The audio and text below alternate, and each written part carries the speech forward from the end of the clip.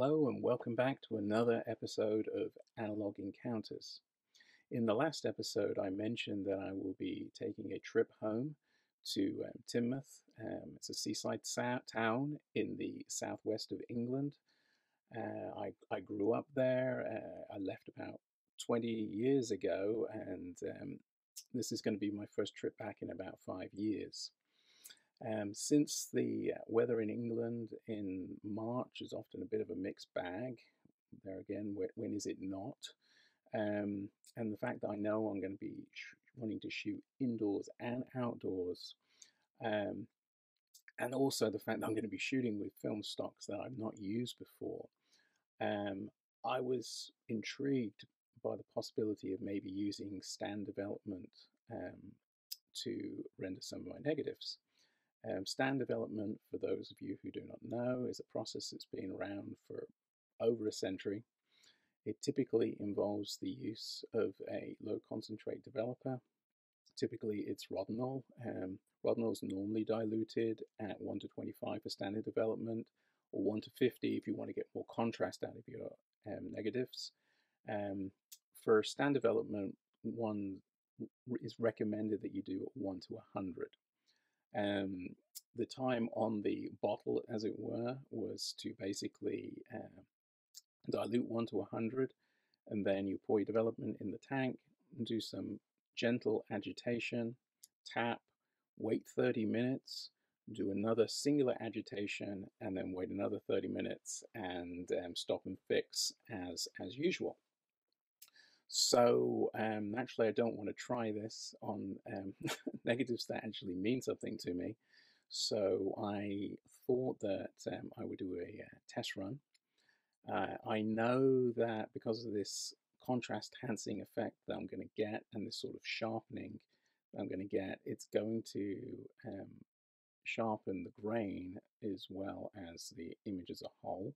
So just to see how bad that might be, and the fact that I had a roll of Ilford HP5 Plus around, which is a 400 speed film, I went out to the park in below freezing weather and attempted to shoot some images, both underexposed and with regular exposure.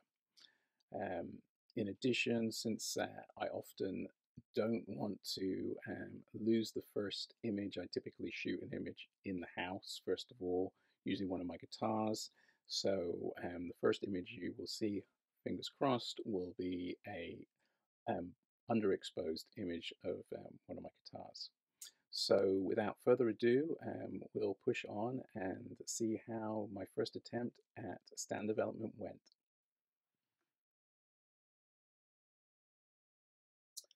So I've loaded my 120 medium format film into the Paterson tank, and at this stage I have mixed a dilution of Rodinal. That is the developer I'm going to be using. It's been used for stand development for over 100 years. This is being mixed not at the regular 25 to 1 concentration, but 100 to 1 concentration. So for this experiment, I have 5 cc's of Rodinal to 500 cc's of water. Once I have filled the tank, I will do 1 minute of agitation. This is a controversial thing. Some people just fill the tank and just leave it, just tap it and leave it. Some may agitate for 10 or 30 seconds, but you know, reliable sources have told me that with this concentration, this developer, it is best to do 1 minute. So I've set my Google Assistant and I'm now agitating gently. Agitation is not a rough process. It is a smooth, gentle process. So I'm agitating here for 60 seconds. And, you know, this is always the boring part. Once this agitation is done, I will tap it on the counter, as you will see, and then we will let it sit for a period of 30 minutes. Then at that time, we will do 1 singular agitation, tap again, and then leave for the final 30 minutes. And at that time, we will fix. I'm using a Ilford fix and I will use Ilford's Rapid Fixer, which is a non-hardening fixer. And I will then rinse my film in the usual way, which is the Ilford three-step process. So here we go. I've tapped the canister, and we will be back in 30 minutes.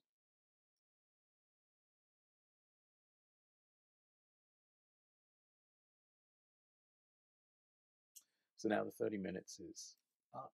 So now I'm going to do one singular agitation, and that's it. Tap again and leave it for another 30 minutes.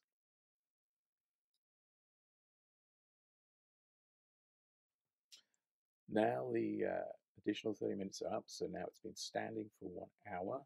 I will now pour out the concentrate. This is obviously a one-shot deal. We wouldn't use this developer again. And then, as I say, I'm going to follow up with the stop. Here you can see I'm using Ilford stop, and I'm also using Ilford fixer. Let's say the rapid fixer of Ilford's is a non-hardening one. So when it comes to the washing process later on, I'll be using the Ilford three-step process. So now I've got the stock poured in to the tank. I will close up and I will agitate gently for 60 seconds.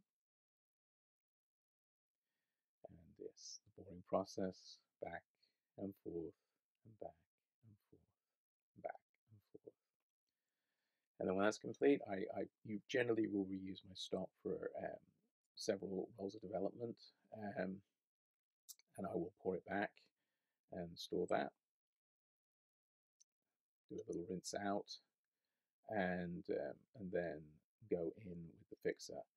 Typically, I fix my films as recommended for the stop, which is usually between 5 and 6.5 minutes. And again, I'm going to agitate for 60 seconds and then wait and agitate for approximately 10 seconds for every minute thereafter. So we go back and forth. And now another minute has passed. We let it stand. And then back in with 4 inversions every minute. That's typically what I do. Some people do 5, I do 4. Slowly. Repeat.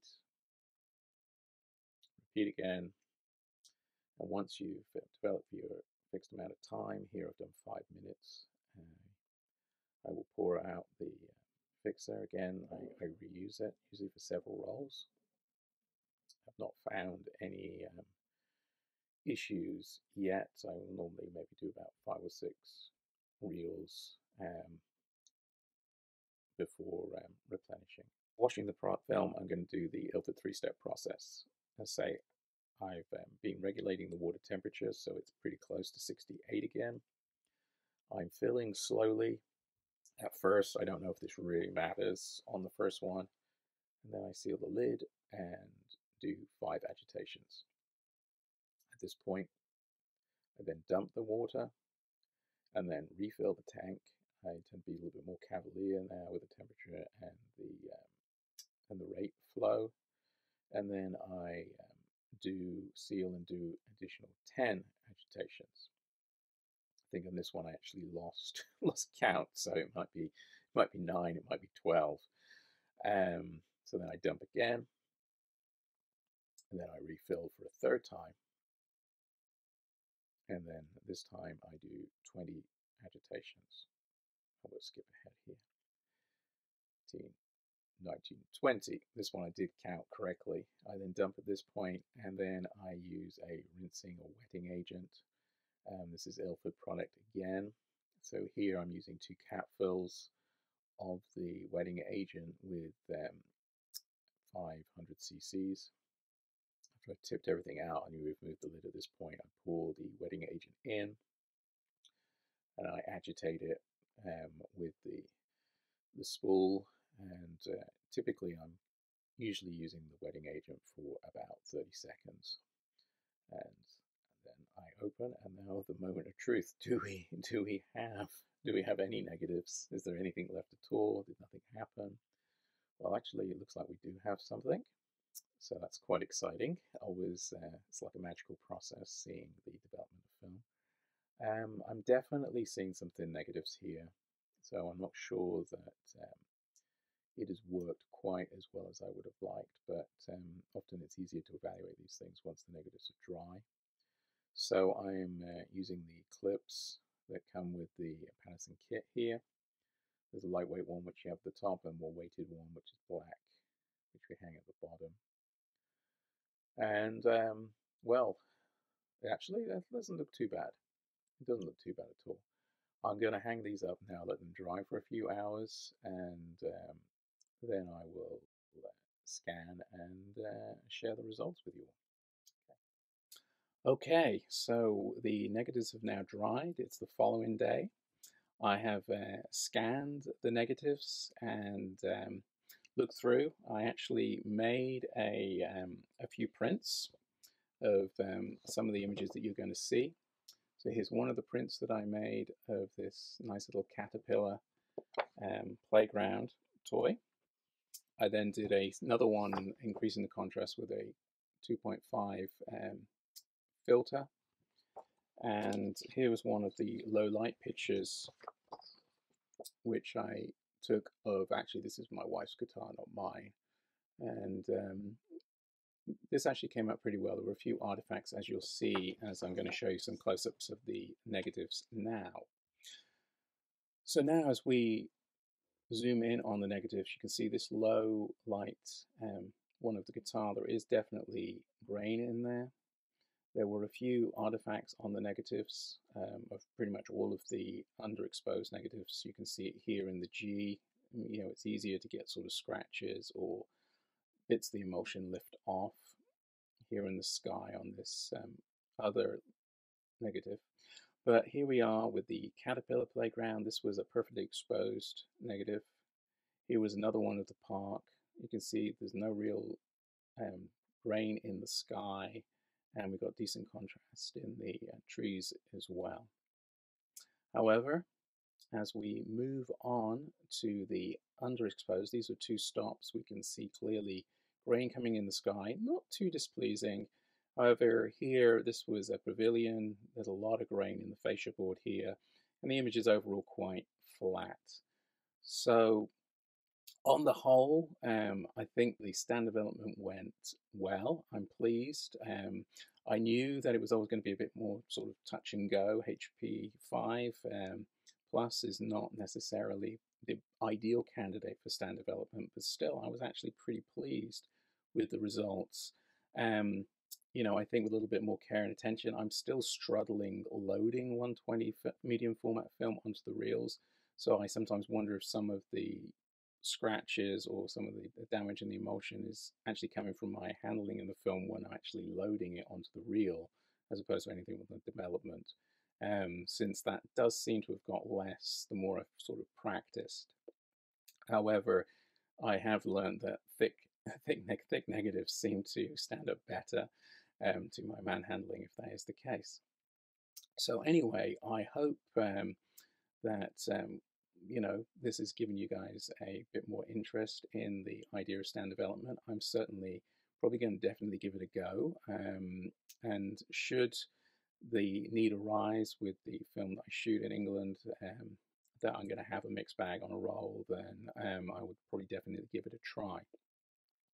If anyone's more interested in stand development and would like a little bit more detail than I've been able to provide today, I've included a link in the description of this video, both to a playlist that I put together with other YouTubers that have done very good, interesting content on stand development, and a second playlist which is actually all about washing negatives. As I say, in this one I use the Ilford 3-step process. This is, been shown to be just as good as running water for 5-10 minutes, but even then it's done at a low rate when you're not using gallons and gallons of water when you do the Kodak method. But this method is only valid if you're using a non-hardening fixer. All of Ilford's fixers are non-hardening, so it is safe to use that 3-step process. I found it pretty successful. It's what I've been using since my return to developing negatives, and I will probably continue. So anyway, I hope this has been inspirational.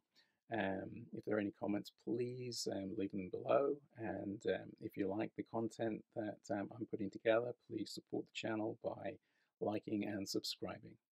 Thank you again, and I'll see you on the next episode of Analogue Encounters. Bye-bye.